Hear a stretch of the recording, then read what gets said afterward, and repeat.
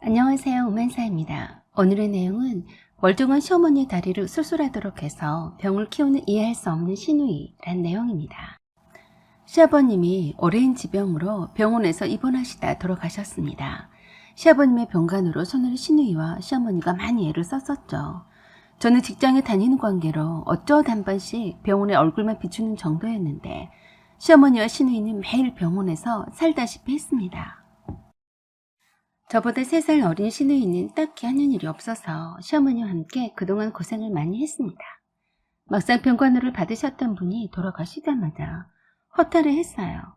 특히 시어머님이 더욱 굴하셨는데 시누이도 그런가 보더라고요. 시누이는 결혼한 지 얼마 안 된 상태라서 아기는 아직 없었는데 바쁘게 병간호하느라 병원을 들락거리다가 막상 할 일이 없으니 이상하다고 했습니다.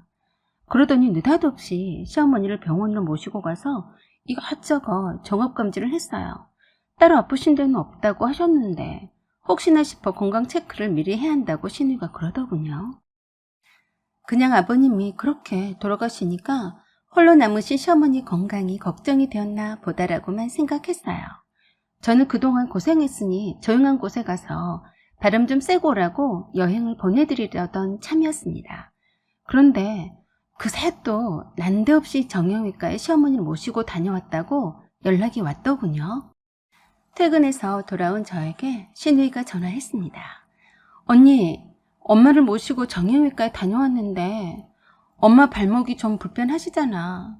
걸을 때도 말은 하지 않았을 뿐이지 많이 아팠었대. 라고 하면서 길게 말을 했습니다.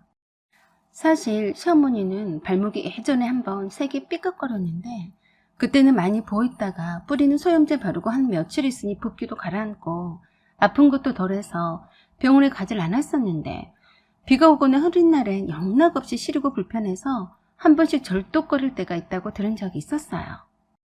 별 대수롭지 않게 생각해서 병원에 가서 진료도 받지 않았었는데 평상시엔 괜찮다가도 한 번씩 쑤시곤 해서 한쪽 발엔 자연스럽게 체중이 집중되다 보니 나머지 발목마저 한 번씩 시큰거린다고 했습니다. 그걸 두고 시누이가 졸라서 시어머니를 모시고 정형외과에 가서 정밀검사를 받아본 모양이었어요.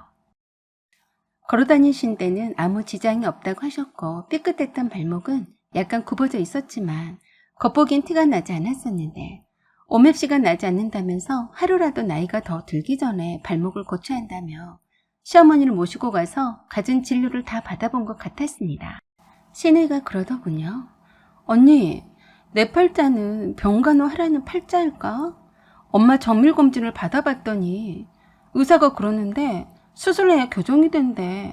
수술하지 않으면 나이가 더 들수록 뼈가 약해져서 발목이 더 뒤틀릴 수도 있다고 하는데 당장 한다고 접수해놓고 왔네.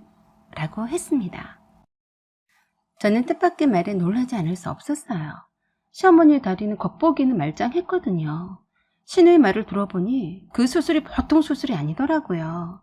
생 발목을 절개해서 철심을 받고 또 몇 개월 동안 뼈가 붙을 때까지 병원에 입원해 있어야 한다는데 덜컥 의논도 하지 않고 접수했다고 했습니다. 저는 며느리 입장이라 말을 많이 아꼈지만 그 연세에 뼈도 약하실 텐데 그런 큰 수술을 감당하실지 걱정이 되었습니다. 일단 남편과도 전화 통화하면서 의논하는데 의사가 괜찮다고 했다면서 장담하더래요.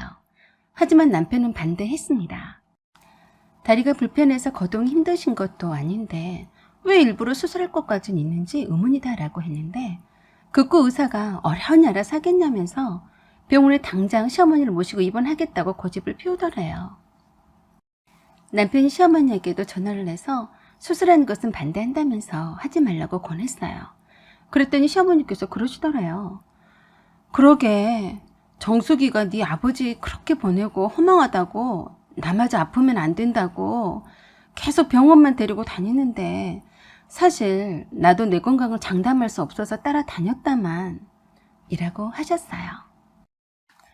엑스레이상으로 발이 조금 휘었다는데 나이를 더 먹을수록 더 휘어질 수 있다는 말에 정숙이가 저 난리다.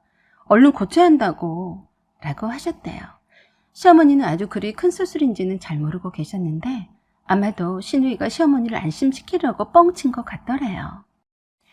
그래서 남편이 큰 수술이라 병원에 6개월 동안 이상 입원해 있어야 한다고 시어머니께 일러주면서 그 지긋지긋한 병원이 지겹지 않냐면서 하시더라도 좀 더 지났다가 하든지 해야지 좀 지난 후에 생각해보라고 했습니다.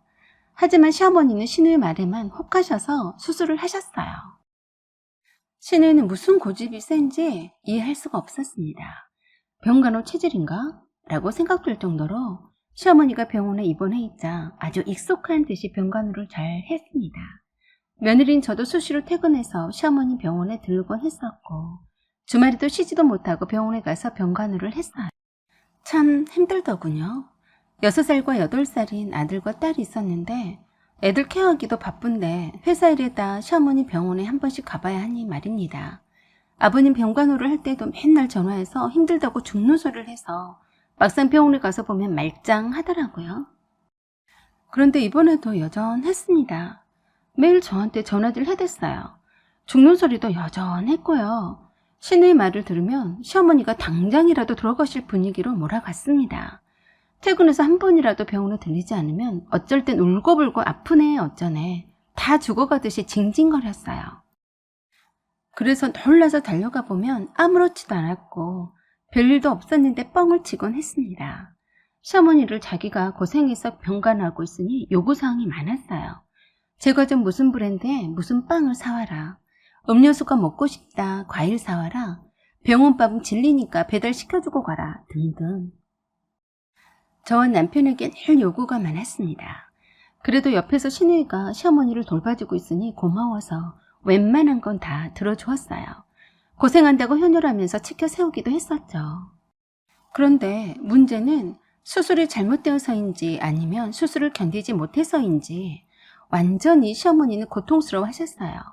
온몸이 퉁퉁 부어서 못 알아볼 정도였고요. 너무 힘들어서 수술을 후회한다고 하시더군요. 꼼짝 못하고 몇 개월을 누워서 지내 한 건 둘째치고 너무 아프다고 하셨습니다. 그런 시어머니를 보면서 안타깝다는 듯이 눈물을 흘리는 시누이가 저는 좀 이상해 보였습니다. 처음엔 몰랐었는데 시어머니가 더 아파하고 고통스럽다고 할 때마다 시누이는 슬퍼하면서도 뭔지 모르지만 더 활기차 보였어요. 제 육감이 그렇게 느껴졌습니다. 시어머니는 수술하기 전과 수술 후 모습이 극명하게 달랐어요. 시어머님의 고통이 제 가슴에 전해진 듯 했는데 순간 저는 이건 아니다 라는 생각이 들었습니다. 시어머님의 모습은 너무나도 끔찍했거든요. 온몸을 잠시도 움직이지도 못하게 해놓고 몇 달을 견뎌야 한다는 게 보통 일이 아니라서 참 걱정이 되었습니다. 골다공증이 있다던 시어머님인데 그건 고려하고 수술을 강행한 것인지도 의문스러웠어요. 그래서 제가 신우에게 이것저것 꼬치꼬치 캐물었습니다. 아가씨, 담당 의사가 수술 권한 건 맞죠? 이렇게 큰 수술을 어머니가 잘 회복하실 수 있다고 했죠? 라고 물었어요. 그랬더니 그러더군요. 언니, 나를 뭘로 보고 그래요? 나 김정숙이에요. 아버지도 내가 다 병간호했고요. 언니 오빠가 바쁘다고 다 내가 했잖아요. 내가 어려운 일라서 했을까 봐서요. 라고 했어요. 그래서 제가 그랬어요. 아가씨는 병간호하는 거 안 힘들어요? 아버님 병간호도 꽤 오래 했었는데 라고 했더니 곧바로 그랬어요. 언니, 내가 아니면 누가 아버지나 엄마를 병원에 모시고 가겠어요? 엄마는 내가 없었으면 어쩔 뻔했냐고 나 같은 효녀도 대한민국엔 없을 거라고 늘 다른 사람들한테 칭찬했어요. 라고 했어요. 엄마가 늘 내가 고마운 딸이라고 했어요. 나는 늘 최선을 다할 뿐이죠. 라고 했습니다.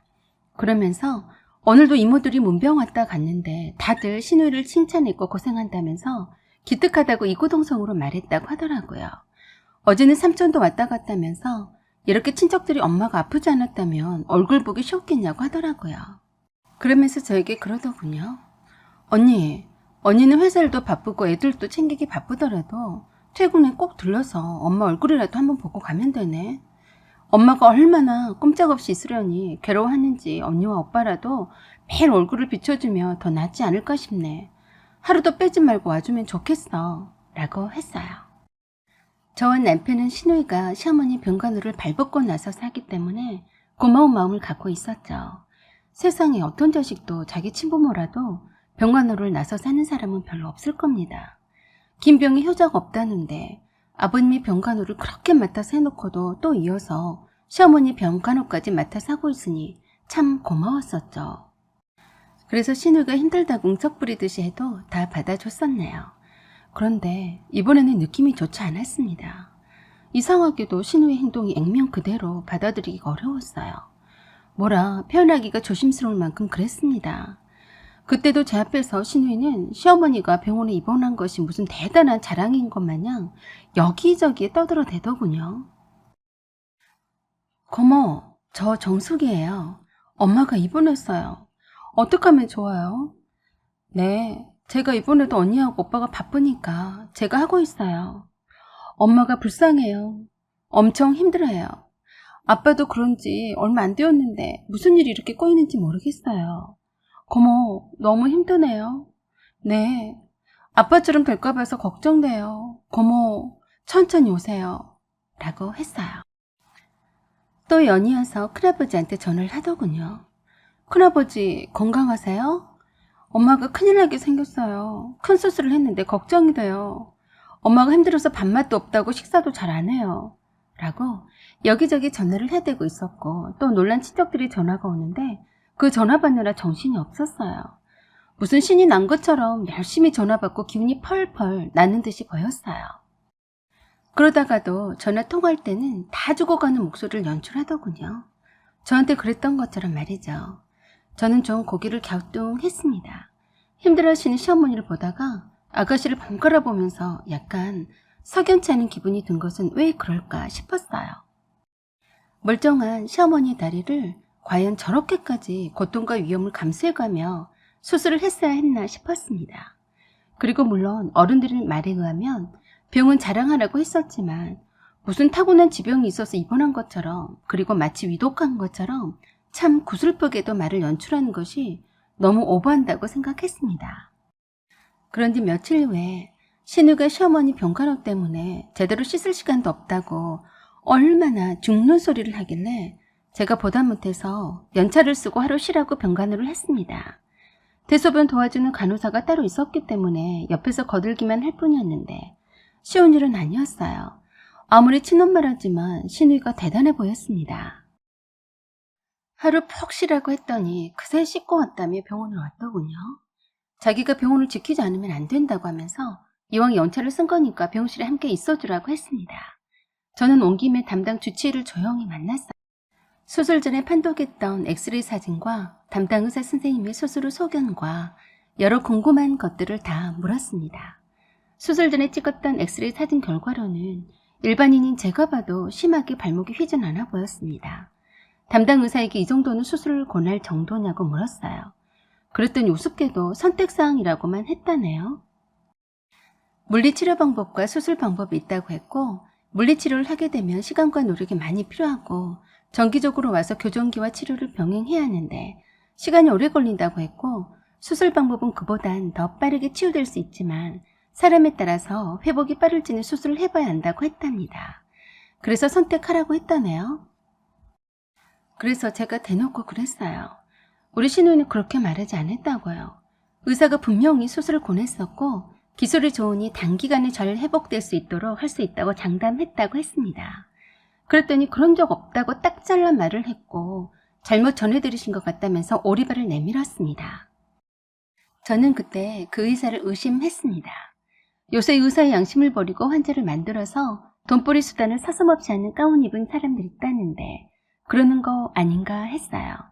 수술하게 되면 수술비며 입원 치료며 통원 치료며 꽤나 병원 입장에선 수익이 크니 과잉 진료가 아닌가 싶었습니다. 솔직히 말해서 만일 그랬다고 확신이 든다면 가만두지 않을 참이었어요. 하지만 그 의사는 극구 부인했습니다. 어디까지나 선택사항이라고 했고 만일 수술을 하게 된다면 최선을 다하겠다고 했을 뿐이었고 연세가 있으니 굳이 수술까지는 꼭 필요하겠냐고 했다네요. 연세가 있어서 어떤 리스크가 있을지 모르는데 그걸 감수하겠다고 하면서 수술해달라고 적극 나섰답니다. 의외로 저희 질문 태도에 무척 당황해하는 의사를 보니 엄청 불안한 생각이 들었습니다. 그 담당 의사는 뭔지 모르지만 불안해 보였어요. 자신 없는 표정이 역력했는데 뭔가 수술이 잘 된 것 같지 않아 보였고 아니면 지금의 시어머니의 수술 후 반응이 좋지 않은 것 같아 보였습니다. 수술은 성공적이었냐는 질문에도 아직은 판단하기가 이르다라고만 하고 더 지켜봐야만 한다라고만 해서 수술이 성공적이지 않다는 말로 들렸습니다. 일단 의사의 말을 들었으니 둘 중 하나는 거짓말을 한 셈이었죠. 뻔히 신우이가 했을 거라고 짐작했습니다. 그래도 확인은 해야 했어요. 그래서 곧바로 병실 밖으로 신우이를 불러서 물었어요.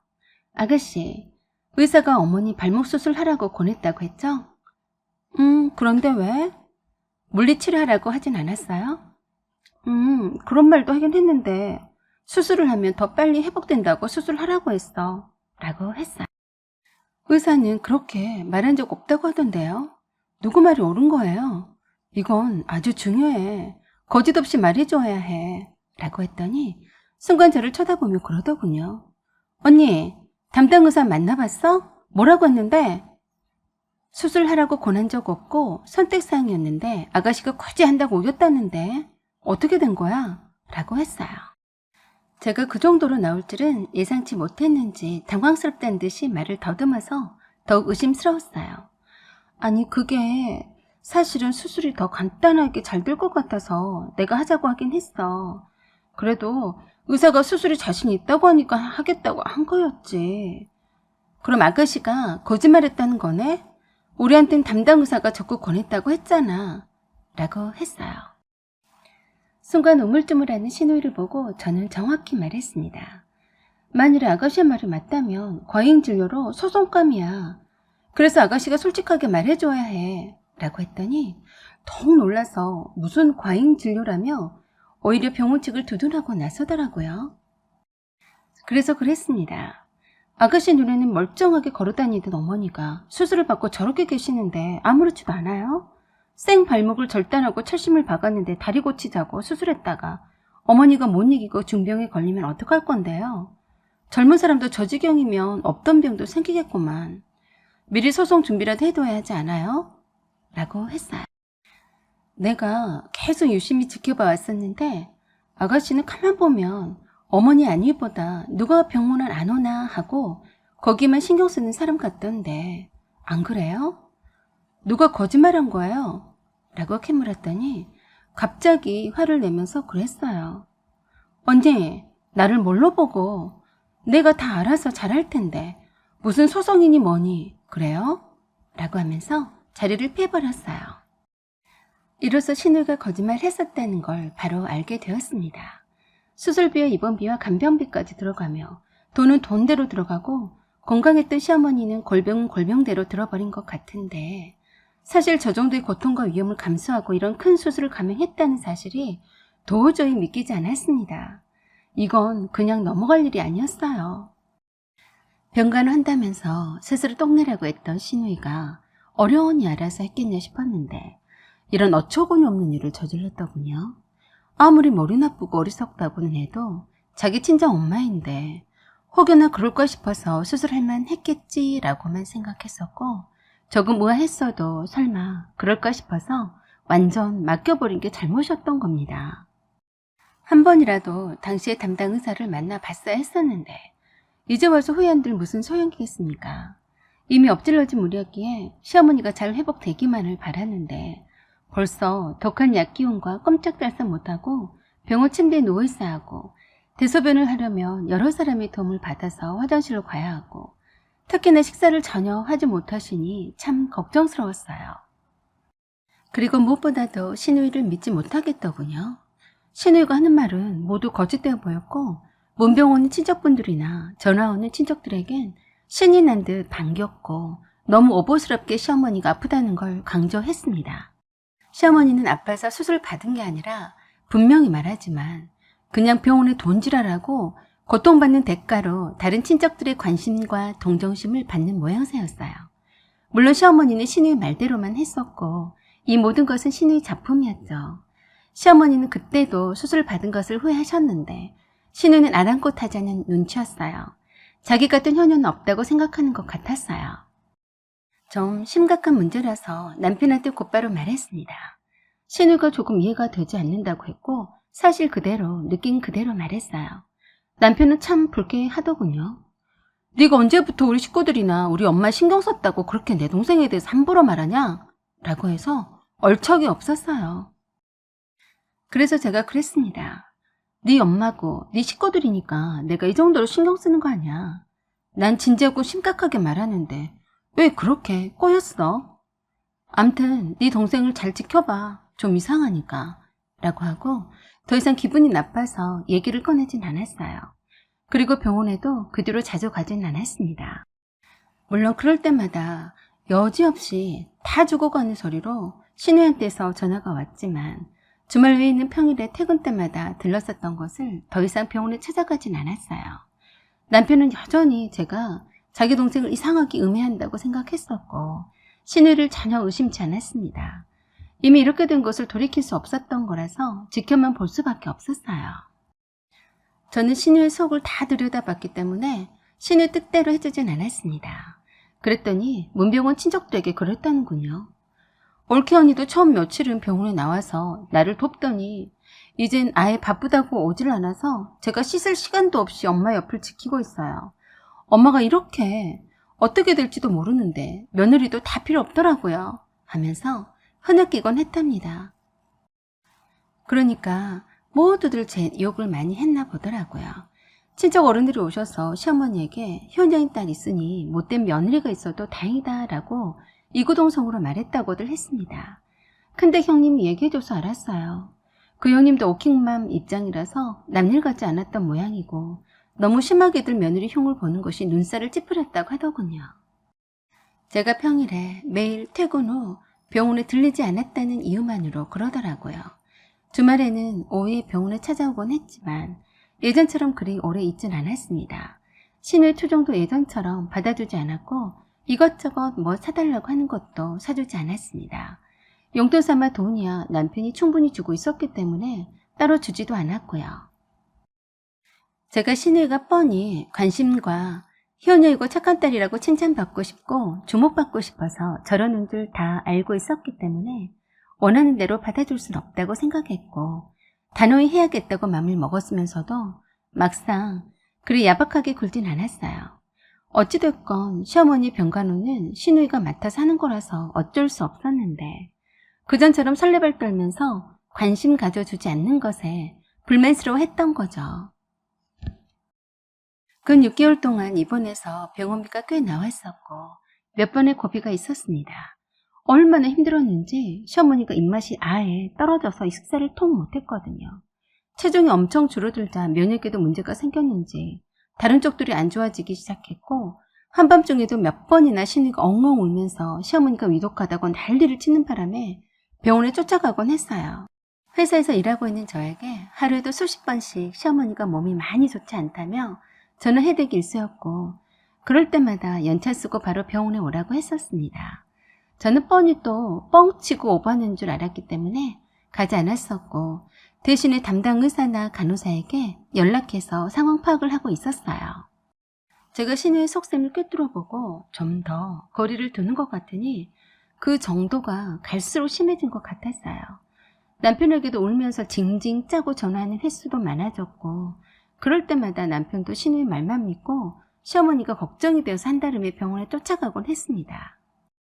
그런 우여곡절 끝에 병원에서 제게 연락이 왔습니다. 저와 자주 통화하던 담당 간호사였어요. 조심스럽게 그러더군요. 이젠 퇴원하셔도 되는데 환자분도 간호사에게 퇴원하고 싶다는 의사표현도 수시로 했다는데 퇴원을 하시는 게 어떠냐고 하더군요. 왜 진작 말해주지 않았냐고 하니까 환자분 보호자분이 퇴원을 반대했답니다. 어이가 없었습니다.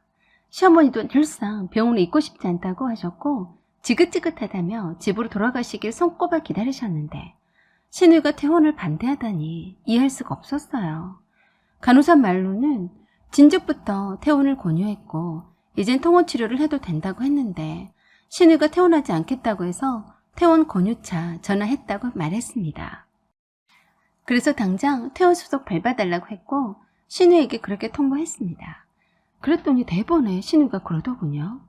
올케 언니 해도 너무하네. 언니 친정 엄마라면 그렇게 하겠어? 엄마가 아직 다 낫지도 않았는데 왜 병원 쪽 말만 믿고 퇴원시키려고 하는데 엄마는 병원에 더 계셔야 해. 내가 어떻게 맨날 엄마 모시고 통원치료 다니냐고. 나 그렇게 못하네. 알아서 해. 라고 했어요. 더 이상 엄마 병간호 하지 않겠다는 듯이 협박했습니다. 그래서 제가 그랬어요. 아가씨 어머니니까 효녀딸이 엄마를 내치든 말든 내가 알 바 아니고 그건 아가씨가 알아서 해. 일단 어머니가 우울증 걸리기 전에 하루라도 빨리 퇴원시켜요. 라고 했고 남편에게 연락해서 직접 가서 퇴원 수속 밟으라고 했습니다. 병원비 계산을 다 해야 했기 때문에 남편이 반짝해서 급히 퇴원 수속을 밟으러 병원에 갔어요. 그랬더니 시어머니는 퇴원한다고 하니까 좋아하시는데 시누이는 엉엉 울더랍니다. 퇴원하면 안 된다고 해서 남편도 이상하다는 생각을 했다네요.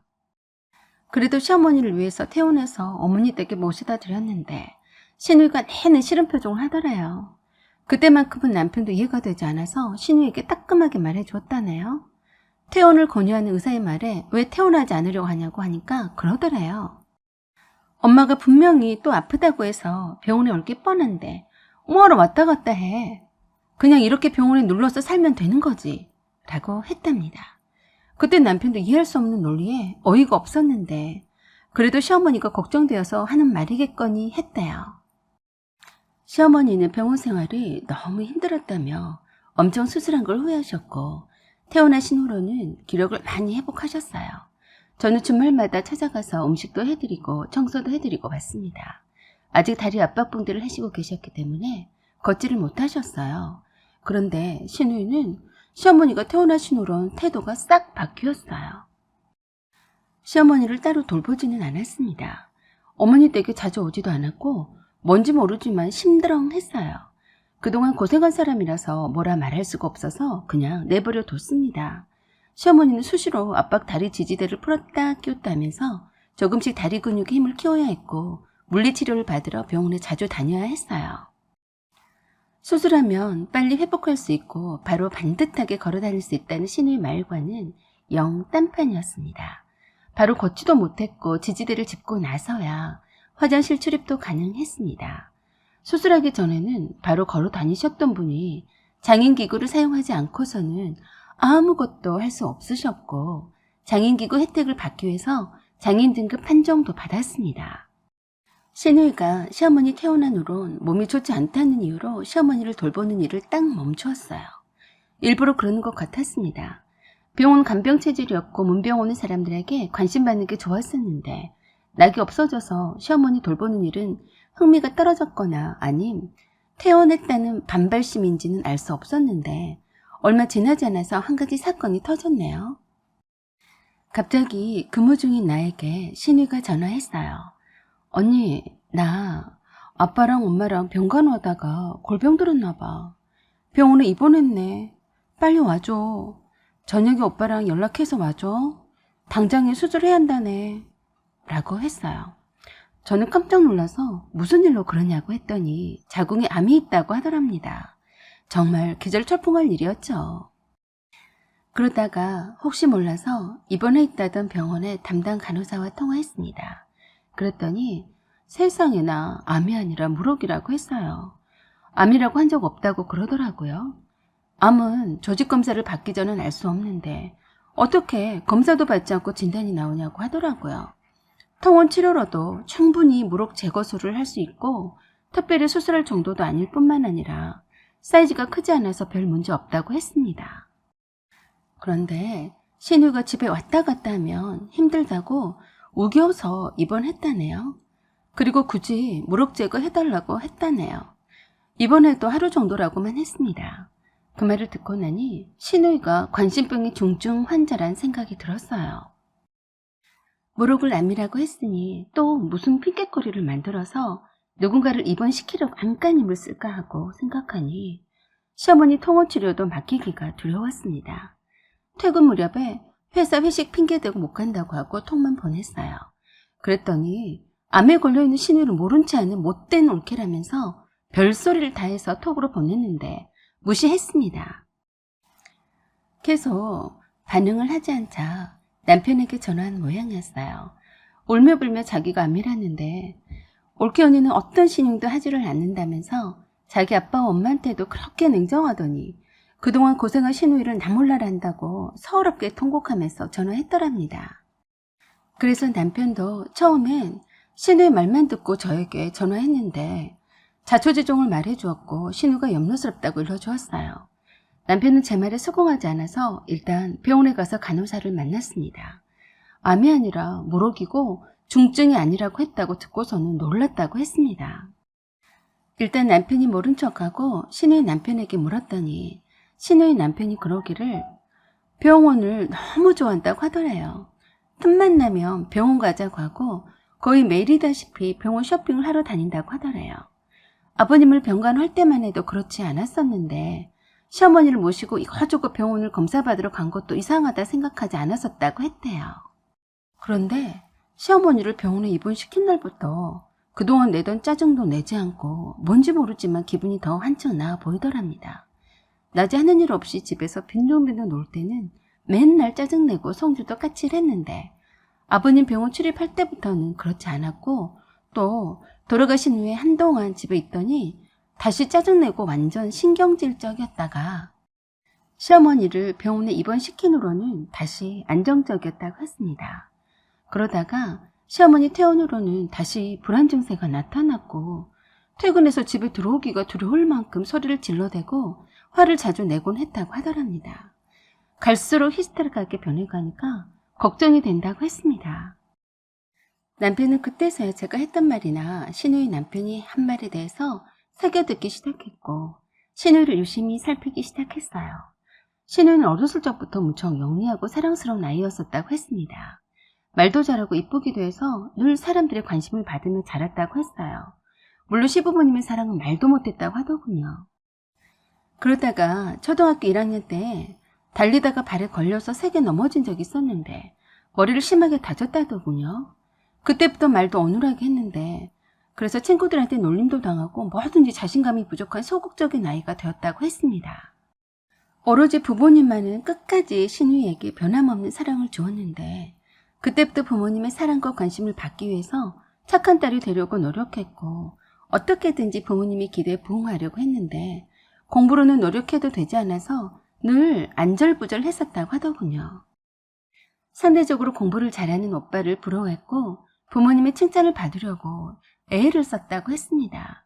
부모님에게서 관심과 사랑을 독차지 받고 싶은 욕망이 크다 보니 효녀라는 컨셉에 맞게 부모님의 병간호를 지극 정성으로 하면 칭찬도 해주고 관심과 사랑을 받을 수 있다는 생각에 사로잡힌 것 같다고 했어요.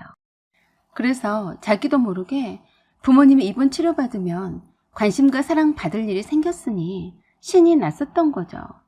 부모님이 칭찬할 거리가 생겼을 뿐만 아니라 친척분들도 모두들 나서서 칭찬해주고 관심 가져주니 그 맛에 중독되었던 것 같았어요. 하지만 건강하셨던 시어머니는 무리하게 입원시키고 수술을 하게 했던 것은 참 위험한 일이었습니다. 남편도 조금 석연찮은 점이 있었는지 조금씩 시누이에 대한 태도를 달리했습니다. 시누이 말을 곧이곧대로 듣지 않는 눈치였어요. 저는 그때까지도 남편이 예민한 성격이라서 속이는 말은 다 하지 않았지만 딱 봐도 알겠더라고요. 그때부터 남편은 시어머니께 병원에 갈 일이 있으면 먼저 연락하라고 주의를 줬고 절대로 시누이와 함께 병원에 가지 말라고 알아듣게 말씀드렸다고 했어요.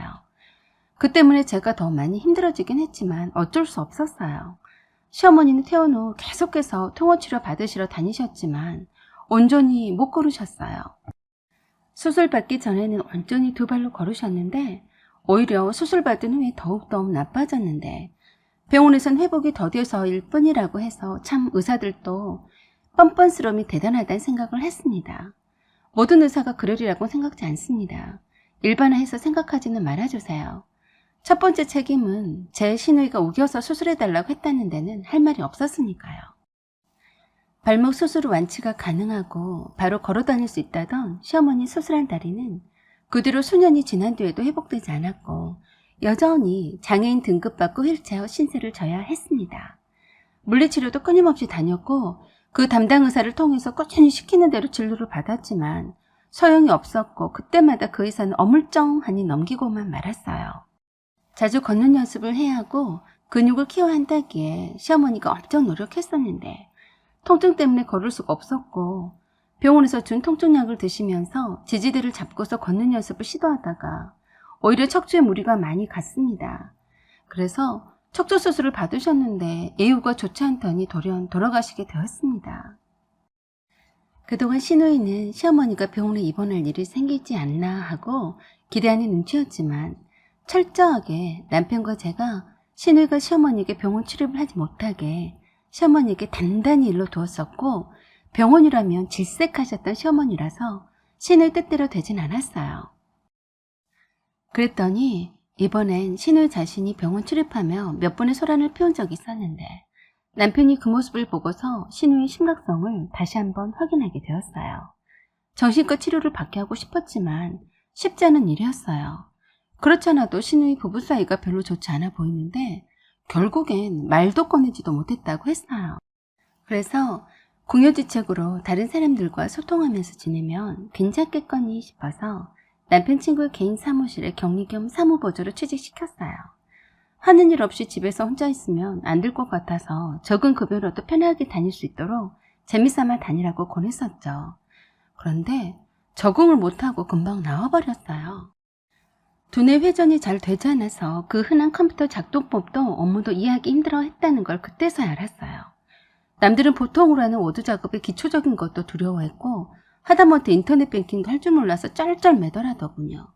사실 시누이는 주위와 적응 못해서 취업을 못했었던 거였습니다. 자신이 그런 것들을 숨기고 싶어했고 부끄러워했기 때문에 나름 스트레스가 많았던 모양이었어요. 대인 공포증은 없었지만 머리 쓰는 일은 두려워했습니다. 겨우 핸드폰 작동법만 알 뿐이었는데 그걸 애써 숨기고 싶어하는 눈치였다네요. 참 이해하기 힘든 부분이었는데 그랬다고 하더라고요. 그래서 자신 스스로 떨어진 자존감에 무너지지 않으려고 주목받을 수 있는 일에 매진하려고 했었고 그것이 정신적인 안정을 가져다 준 것 같았습니다. 이건 남편과 대화 중에 얻은 제 결론일 뿐입니다. 아닐 수도 있지만 저는 그렇게 생각되었었네요. 시누이는 그 뒤로도 카페를 차린다고 했다가 몇 년 못하고 큰 손해만 보고 그만뒀었고 지금은 또다시 집에 그냥 혼자 있습니다.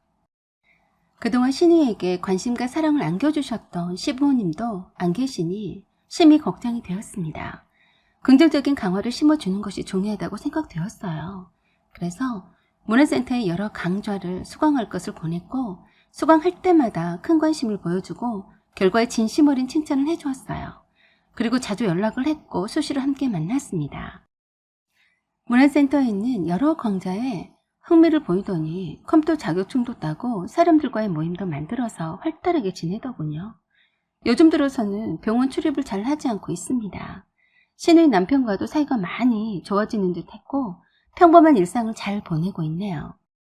남편과 한 번씩 시누이에 대해서 서로 의견을 주고받습니다. 시누이가 정신적으로 더욱 나빠지지 않고 완전 좋아졌다는 사실에 서로 동의했습니다. 시어머니가 안타깝게 그렇게 돌아가셨지만 더 이상 탓하지 않기로 했습니다. 앞으로가 더 중요하니까요. 그리고 계속 시누이를 관심 있게 지켜보기로 했습니다. 사연은 여기까지입니다. 여러분의 생각과 의견을 댓글로 남겨주세요. 구독 꼭 눌러주시고 좋아요 그리고 알림 설정 부탁드려요. 지금까지 시청해주셔서 감사드립니다.